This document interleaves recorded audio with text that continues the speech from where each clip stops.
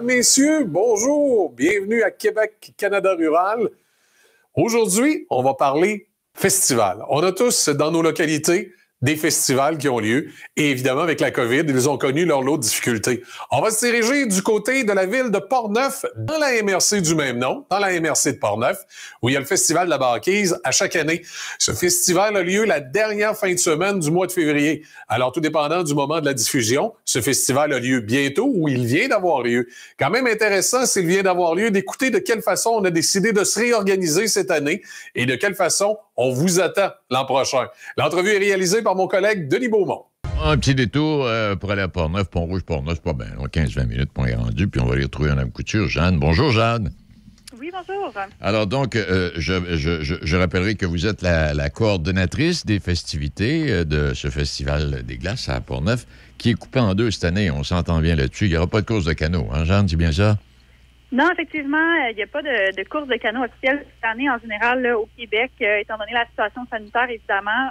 Donc, il n'y a pas de course de canot à glace. Toutefois, il y a quand même un festival là, qui va avoir lieu ce samedi. OK. Comment ça va se dérouler? Donc, un petit cocktail d'ouverture, oui? Oui, c'est ça, exactement. Donc, ça se passe en fait en 5 à 7. On a condensé nos activités là, vraiment en soirée pour profiter d'un lancement sous les étoiles. Alors, on va avoir des chocolats chauds offerts à tout le monde à la Marina de Portneuf. Donc, tout se passe vraiment à la Marina. Donc à l'extérieur par contre oui. Évidemment, donc il faut être bien habillé. On a une démonstration de sculpture sur glace. On a deux sculpteurs qui vont être présents sur place et on va avoir une grande sculpture qui va avoir déjà été réalisée là. On commence demain à faire la sculpture là, sur le quai donc on aura une démonstration. Les gens pourront même essayer de faire quelques gravures là directement sur la grande sculpture sur glace. On a des chocolats chauds, donc de Julie Vachon chocolat, donc qui est situé à Deschambault. Donc, elle nous offre une centaine de chocolats chauds pour tout le monde. On va avoir des initiations au fat bike. Ah bon, oui. Alors, on va avoir plusieurs vélos sur place. Les gens vont pouvoir faire des initiations là, sur le Grand Quai, tester un peu comment ça fonctionne le vélo et puis en savoir plus sur les endroits où on peut aller faire du fat bike dans Portneuf cet hiver. On va avoir également l'illumination, le lancement de cette exposition photo qui s'appelle Sous les glaces. On va avoir 20 photos citoyennes là, qu'on a reçues. On a reçu en fait presque 40. On a fait une collection. On a choisi 20 qui font partie de l'exposition. Alors, c'est des photos qui ont été imprimées puis coulées dans des grands blocs de glace. Alors, c'est assez particulier. C'est un super bel effet ce que ça donne sur le quai. Et puis, ces blocs-là sont mis sur des socles lumineux. Alors, c'est de là aussi l'idée du 5 à 7. On va pouvoir illuminer tout ça et on va voir les images rétro-éclairées dans de la glace. Et cette exposition-là va être disponible, va être sur le quai là, vraiment pendant tout l'hiver, jusqu'à ce qu'elle fonde, finalement. OK. Alors, on a ça. Et on a également une marche au flambeau sur le quai. Alors, à partir de la marina, on va pouvoir emprunter un flambeau et marcher jusqu'à la pointe du quai de Portneuf avec Jacinthe Dubé, qui est une chanteuse en chant traditionnel et qui va nous chanter en fait des chants marins qui viennent vraiment du répertoire maritime, du répertoire des canots à glace. Donc, ça va nous faire penser, nous rappeler que les canotiers étaient là il n'y a pas si longtemps et qu'ils reviendront bien sûr l'année prochaine. Madame Couture, moi j'ai une petite question. Vous avez piqué ma curiosité avec les photos tantôt, là. Oui. De quelle façon ils ont fait ça? Quoi? Parce qu'on a mis comme les photos dans une espèce de bassin, puis on les a fait geler dans des frigidaires. Comment on a fait ça? Mon Dieu, j'avoue que je ne sais pas comment ils font ça. Il y a une entreprise qui fait ça, là, qui s'appelle Glace Frontenac, qui est d'ailleurs le fournisseur de glace là, qu'on retrouve à l'épicerie, en fait.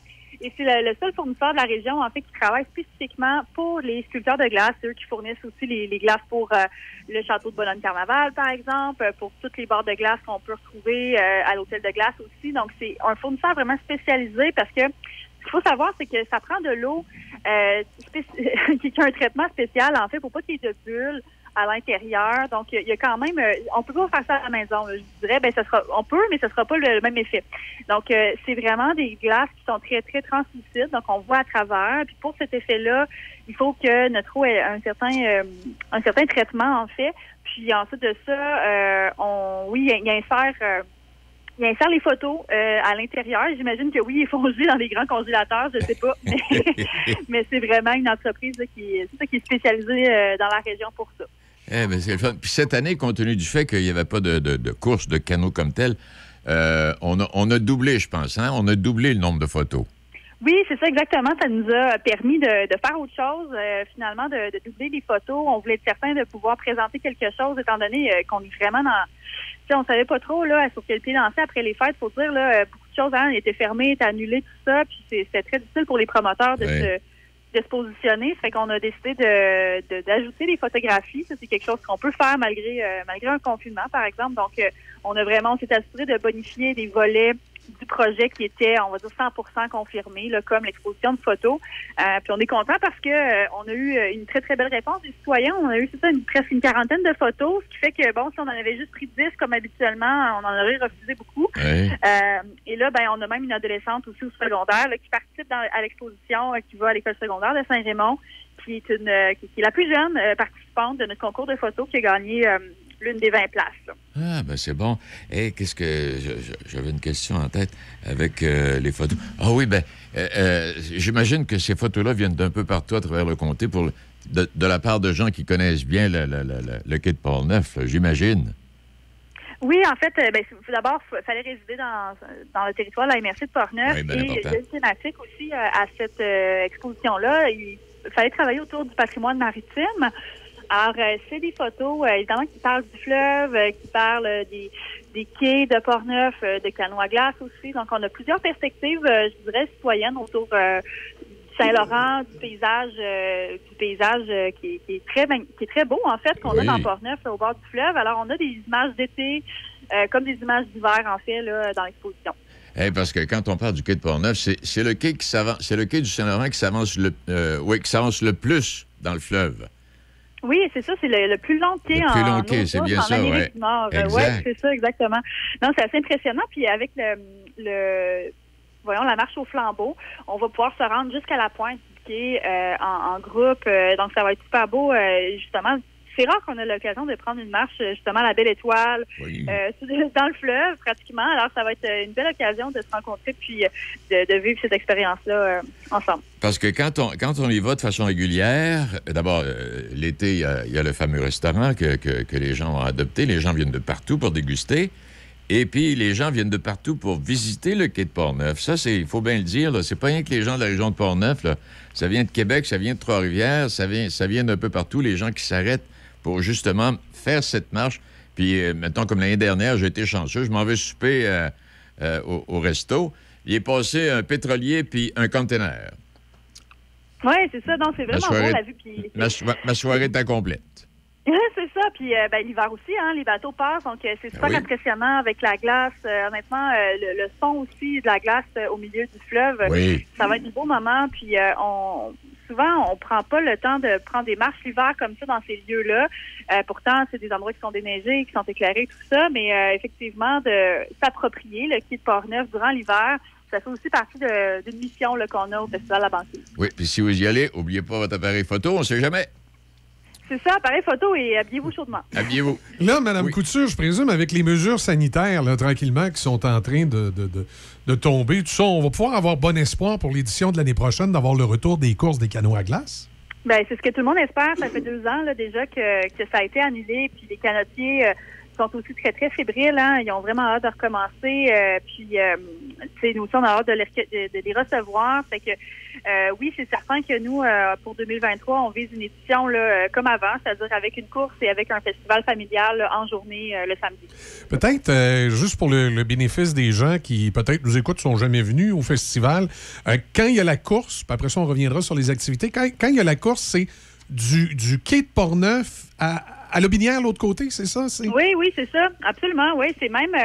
donc, ça part du quai de Port-Neuf, effectivement, et on va jusqu'à Pointe-Platon, c'est-à-dire la pointe la plus avancée dans le fleuve du côté de Lobinière, juste en face. Puis, ils reviennent par un certain trajet. Là, donc, c'est un aller-retour. Et pour vous donner une idée là, ils sont très impressionnants, les athlètes. En fait, là, ça leur prend 30 minutes l'aller-retour. Imaginez, les plus rapides. Donc, c'est vraiment... Puis, tu sais, par exemple, Québec-Lévis, en canot à glace, pour une équipe expérimentée, là, qui sont habitués, ça leur prend 7 minutes se rendre à Lévis, de Québec. Alors, ça va plus vite que le traversée, imaginez donc. Donc, le canot à glace, c'est vraiment... Mais c'était un moyen de transport qui était utilisé à l'époque, avant que le fleuve se fasse casser là, par des brise-glaces, pardon. C'était le moyen de transport là, qu'on avait en Portneuf et Lobinière. C'est le cas aussi de Québec-Lévis. Alors, c'est une tradition du patrimoine immatériel du Québec, là, le canot à glace. Et dans Portneuf, ben, c'est assez méconnu, mais effectivement, il y avait des canotiers. Les gens se rencontraient au milieu du fleuve. Il y avait des mariages, beaucoup des gens de Portneuf avec les gens de Lobinière, parce que c'était pas loin. On se rencontrait au milieu du fleuve, puis il y avait des fêtes apparemment dans les cabanes à pêche. Donc, il y a toute une histoire, un folklore très intéressant qu'on met de l'avant aussi au Festival La Banquise, un peu plus quand il y a des courses de canot, mais c'est aussi pour ça là, que le festival a été mis de l'avant, c'est qu'on veut perpétuer ces savoir-faire-là, ces traditions, et puis dire à la population que oui, on avait des liens avec la Binière beaucoup plus qu'on pense. Eh bien oui, puis ça s'est malheureusement un petit peu perdu dans le temps avec la situation actuelle du fleuve. Là, dans les activités du festival, là, en temps normal, est-ce qu'on fait les mêmes activités? Si on enlève la course à canot, là, les activités de cette année, est-ce que c'est les mêmes activités qu'en temps normal, les photos et autres? Oui, en fait, on a gardé pas mal le cœur de la programmation culturelle. On a plus d'activités en général. On a souvent un concert, de la musique, des activités plus famille qui s'ajoutent, là. Mais je vous dirais que les activités que vous avez dans notre programmation cette année, le fat bike, les photos, le chant, donc la marche au flambeau, c'est des choses qui étaient déjà programmées là, pour cette édition-là. Puis c'est des choses qu'on a l'habitude de faire aussi. Eh bien, coudonc, puis là, il va falloir en profiter avant que le tunnel s'en vienne à Portneuf, là, parce que si ça ne marche pas à Québec, c'est là qu'ils veulent transporter le tunnel à Portneuf, Jeanne. Ah, mon Dieu. Ouais, j'avais pas entendu ça encore. Oui, en tout cas, on va s'asseoir, on va en discuter, on verra bien ce qui va arriver. Hey, merci infiniment pour toutes ces informations. Le rendez-vous, donc, est samedi soir. Est-ce que je ne me trompe pas, non? Oui, samedi soir à 17h. À 17h, donc, au quai de Portneuf. Merci infiniment, Mme Couture. Toute l'équipe de Belle-Île Solutions Nutrition est fière de vous présenter cette émission. Chez Belle-Île, on met en valeur les ressources de la ferme pour soigner les animaux d'élevage. On appelle cela l'autonomie alimentaire à la ferme. Nourrir l'autosuffisance. Voilà comment nos conseillers vous aident chaque jour. Belle-Île Solutions Nutrition. On nourrit ce que vous mangez. L'encanteur René Hood peut vous aider grandement à obtenir le juste prix, que ce soit pour un troupeau de vaches laitières et ou pour la marchandise de ferme à vendre. Le travail d'une vie vaut la peine d'être confié à une équipe de professionnels. L'encanteur René Hood et son équipe de professionnels pour obtenir le bon prix dans un encan. Visitez encanhood.com.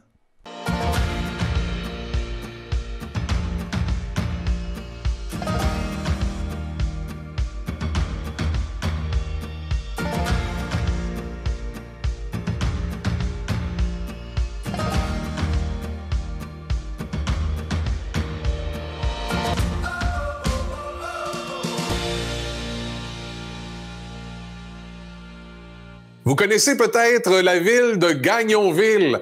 Cette ville avait été fermée au grand désespoir des habitants qui l'ont quittée. Les gens qui sont encore vivants aujourd'hui regrettent Gagnonville. Murdochville, en Gaspésie, a manqué connaître le même sort. Seulement du côté de Murdochville, on a résisté à la fermeture, on a décidé de trouver une alternative économique, de relancer la ville, et aujourd'hui, on manque de place pour loger les résidents qui désirent aller s'y installer. On écoute une entrevue avec la mairesse de Murdochville. On s'en va faire un petit tour à Murdochville et vous allez comprendre pourquoi. On va rencontrer Madame la maire, Madame la mairesse, Madame Deliska Ritchie aussi, qui est là, Madame Roussy, quoi, pour un 5e, 6e mandat? C'est 5e mandat, mais j'avais fait 2 mandats comme conseillère. Ça fait 7e mandat, mais 5e mandat de maire que j'ai demandé. Hey, Madame aussi, d'abord, bonjour, bienvenue. Merci d'avoir accepté l'invitation parce que je sais que vous êtes occupée là, aujourd'hui. Et dites-moi, j'étais à Carleton-sur-Mer à l'époque et on parlait de la fermeture de Murdochville. Hein? C'était réglé, la mine était fermée. Mais là, il y a une madame qui s'est levée debout et a dit non, il n'y en est pas question, voici ce qu'on va faire. Ça, c'est vous, cela, là? Oui, c'est moi, oui. Qu'est-ce que... Mais tout d'abord, je dois dire que c'est en collaboration, je peux dire, avec ce qu'on appelle les fondateurs et les bâtisseurs de la collectivité. Là. Oui, on ne voulait pas fermer cette ville-là parce qu'il y a des gens qui y croyaient. Exact. Pas beaucoup, là. Il y avait 35 qui croyaient à ça. Alors, mais on a fait tourner le ventre. On a dit, écoutez, c'est devenu maintenant, il y a à peu près 99,9 qui veut demeurer ici. Alors, on a changé la donne. C'est okay. ça. Et de ces gens qui demeurent à Murdochville ou encore qui veulent adopter Murdochville comme résidence permanente, est-ce qu'il y a des emplois qui ont été créés depuis ce temps ou si vous êtes devenu une espèce de village un peu touristique, Mme Roussy? Oui.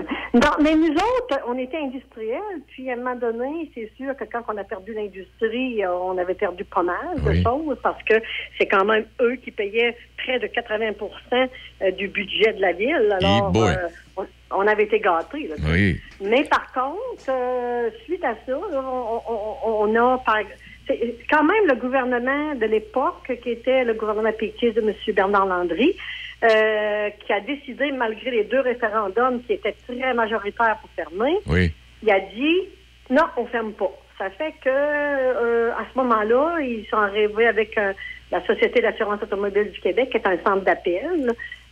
Puis après ça, on a eu des petites entreprises qui sont venues pour les éoliennes. Alors, je pense que ce qui a fait qu'on a eu confiance, d'abord, on était plus jeunes. Moi, j'étais plus jeune. Je veux dire, en 2003, là, j'étais plus jeune. Puis j'étais enseignante à l'École des prospecteurs. Puis, je veux dire, les enfants, les jeunes, puis il y avait des parents qui croyaient beaucoup à l'avenir. Alors, on a dit, garde au garçon ouvert. C'est sûr qu'on a eu des difficultés, mais par contre, aujourd'hui, on a vraiment... couronner tout ça avec ce qu'on appelle le récréo touristique, qui s'avère quelque chose de très prometteur. Puis, probablement qu'il va y avoir d'autres choses à un moment donné, mais la ville va mieux. Bon. C'est-à-dire, sa santé va mieux. Parce qu'au tout début, il n'y a personne qui pouvait garantir sur nous. Est-ce qu'il y a plein de gens qui ont acheté des maisons et qui vont séjourner l'été, par exemple, ou l'hiver, dépendant, là, ça devient touristique, Mme Roussy? Oui. C'est que nous, on avait beaucoup de maisons à vendre avant la pandémie. OK. Puis, la pandémie, tu sais, des fois, on dit elle a le dos large, mais par contre, elle a quand même eu des bienfaits pour des municipalités comme nous. Parce que les gens, maintenant, ils recherchent des grands espaces. Les gens recherchent la tranquillité, moins d'être sur la route. Alors... on a tout vendu, les maisons qu'il y avait à vendre. Arrête donc. Puis en même temps, un peu comme vous le dites, je peux travailler pour une firme de Montréal et je peux fort bien demeurer à Murdochville aujourd'hui en télétravail. Oui, et voilà, parce que nous, ça fait longtemps qu'on a la fibre optique. C'est parce que quand ils ont installé le centre d'appel de la SAQ, alors on a été comme les premiers à avoir la fibre optique. Là. Ça fait que... Ça fait que les gens, par exemple, aujourd'hui, croient beaucoup, puis c'est grâce à des jeunes entrepreneurs. Ben oui. On a juste à penser au Chic Shack. Le Chic Shack, c'est quand même lui qui a ouvert les portes. Oui, Chic Shack. C'est ça. Ouais, puis d'ailleurs, dans quelques...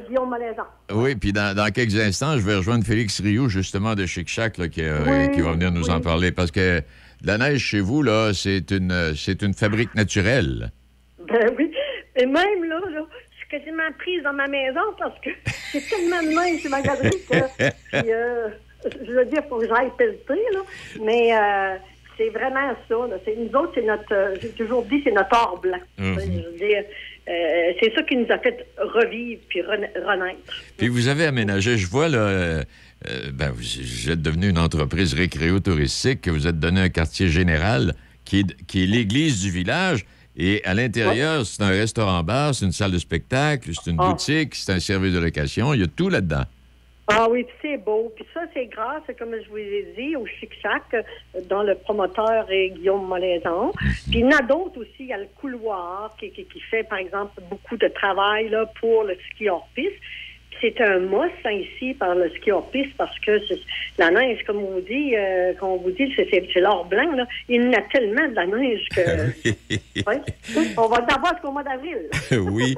Et dites-moi, est-ce qu'à travers tout ça, il y a du développement domiciliaire qui se fait, Mme Roussy? Oui.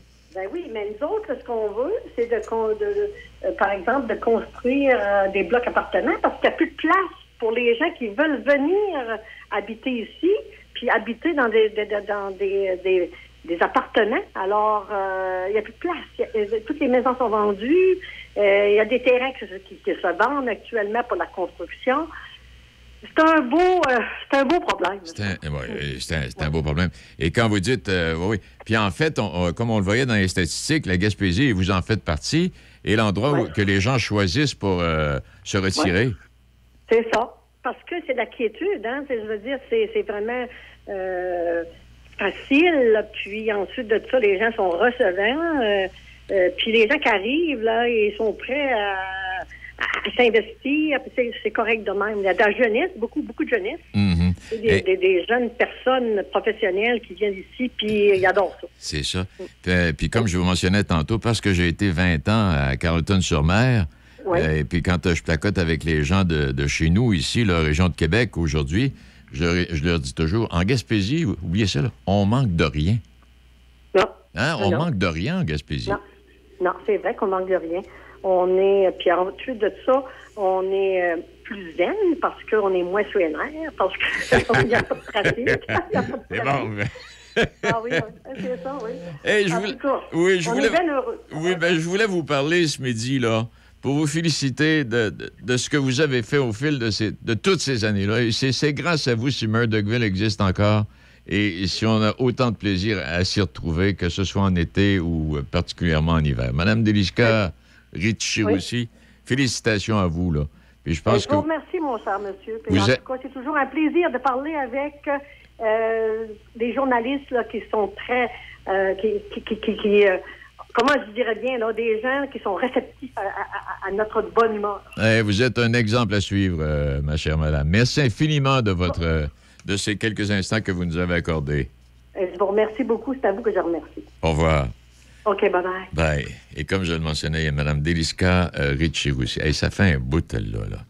Puis quand elle a décidé de rester debout, là, elle était toute seule. Mais elle n'a pas été toute seule longtemps, comme elle l'a expliqué. Il y en a une gang qui ont dit « Wow, un instant, on partira pas de suite. » Et dans quelques secondes, on va aller voir Félix Rioux. On va parler de Chic-Chac, puis de ski hors piste. Sentier extraordinaire. On reste à Murdochville et puis on va retrouver M. Rioux, Félix, de son prénom. Bien le bonjour à vous.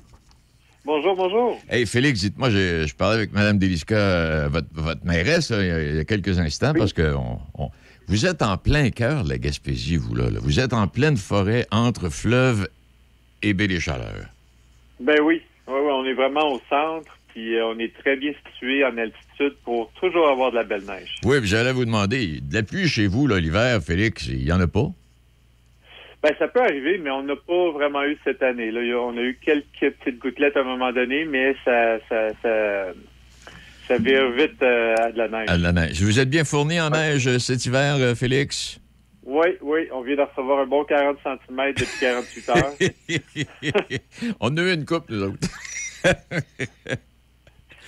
Un 40 cm qui s'est ajouté. C'est un des endroits les plus enneigés, je pense, à travers le Québec, hein? Ah, c'est possible. Je connais pas toutes les statistiques, mais peut-être qu'il faut aller plus au nord, dans le nord du Québec, là, vraiment pas mal plus haut pour avoir autant de neige. Mais c'est ça, ici, on est vraiment bien situé dans la péninsule, que la neige arrive un peu de partout, puis là, ça se pogne dans la vallée, ça se pogne dans les montagnes, puis ça reste sur place. Donc, le Mont Miller, ça existe toujours? Oui. Et vous, est-ce que vous êtes responsable et du Mont Miller et également du ski hors piste, ou si chacun a sa spécialité, Félix? Ben moi, je suis directeur marketing du Chic-Chac. OK. Puis, le Mont Miller appartient au Chic-Chac. Ah, OK, parfait. Donc, je voyais, là, au niveau du ski hors piste, vous invitez les gens à faire du ski hors piste à travers des sentiers qui n'ont pas leur pareil. Là. Ils sont sans pareil, ces sentiers-là que vous offrez, là. Ben c'est ça. Nous, on offre, il y a 3, en fait, il y a 4 types. Avec le Mont Miller, on a des remontées mécanisées avec le T-Bar. OK. Ensuite, pour vraiment aller en hors-piste, on a de la randonnée alpine, là. On a du cat-ski, puis on a du héliski. Oh! Fait que c'est les 3 activités guidées qu'on offre au Chic-Chac. Et il y a beaucoup de gens qui s'en préoccupent. Il y a beaucoup de gens qui vont vous découvrir, Félix? Oui, en fait, on vit vraiment une année record. L'engouement pour le hors-piste là, est à son meilleur. Ça fait quand même quelques années que on voit vraiment que la tendance est à la hausse, là, mais vraiment 2022, c'est une très bonne année pour le ski hors-piste. Oui. Et pendant que vous êtes là, puis juste une petite parenthèse, est-ce que vous avez plus de visites l'hiver que l'été? Dites-moi. Ah oui, oui, hein? Ça se compare pas. Et le Chic Shack, c'est quoi exactement ça, Félix? Ben, c'est une entreprise récréo-touristique où est-ce qu'on offre de l'hébergement, de la restauration et des activités guidées. Principalement, l'hiver, c'est le ski et la planche à neige. Au printemps, on a du rafting pendant la crue des eaux. Okay. Et puis, là, ça se calme un peu plus l'été, mais on a un beau centre de plein air du lac York qui est à 8 km de Murdochville. On a des chalets, des terrains de camping. Puis là, on peut faire du canot, de la planche, toutes sortes d'activités nautiques. Parce que les gens qui sont jamais allés, là, bon, on a peut-être des gens qui ont fait le tour de la Gaspésie, mais vous, chez vous, là, faut tourner à gauche à un moment donné, là. Ils peuvent pas s'imaginer, s'ils tournent pas à gauche, ce qu'ils peuvent manquer comme paysage et comme lieu de villégiature. Ben oui, c'est ça. En fait, le lac York, l'été, là, c'est vraiment un super beau spot. C'est un beau lac qui est quand même, tu sais, il est baignable. L'eau est pas trop froide. Puis il y en a qui sont vraiment étonnés à quel point que le long des côtes, il peut faire 15 degrés l'été, puis tu arrives à Murdoch, il fait 30. Exact. En plein ça, je l'ai vécu. Tu l'as vécu, oui, c'est ça. Fait que c'est le fun pour l'été, puis c'est le fun pour l'hiver. Puis les dernières années, je pense que la pandémie, elle a amené beaucoup de monde l'été à Murdochville, puis c'était un petit coin caché que personne connaissait, mais là, il commence à avoir de plus en plus de monde qui se pointe à Murdoch pendant l'été. Hey Félix, parce que vous êtes un site particulier, là, après une journée de ski, là, est-ce que tout le monde se retrouve en train de prendre une petite bière, puis un café, puis manger ensemble? C'est ça. Tout le monde vient se repentir à l'église. C'est à l'église, c'est à l'église qu'il y a le rendez-vous, hein, c'est ça? C'est ça. On a tout rénové l'église pour faire un restaurant-bar et salle de spectacle. Puis on a commencé aussi à avoir une programmation tout seul. Toute beauté. Hey, dites-moi, là, les gens qui veulent aller chez vous, ils doivent réserver à l'avance, j'imagine bien. Comment fait-on pour réserver chez vous, Félix? Ben, le plus simple, c'est d'aller sur notre site web, là, le chic-shack.com. Oui.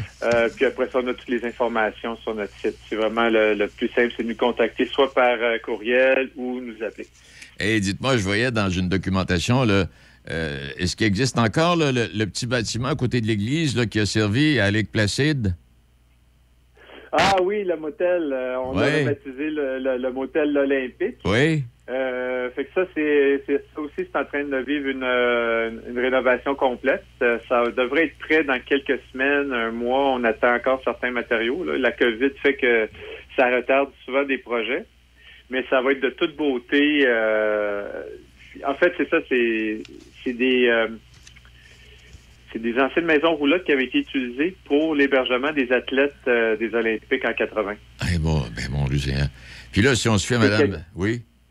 Oui, c'est ça. Puis c'est quelqu'un de la Baie des Chaleurs qui avait récupéré ça. Puis après ça, Jacques Gauthier, qui est un homme d'affaires de Murdochville, en avait rajouté trois unités.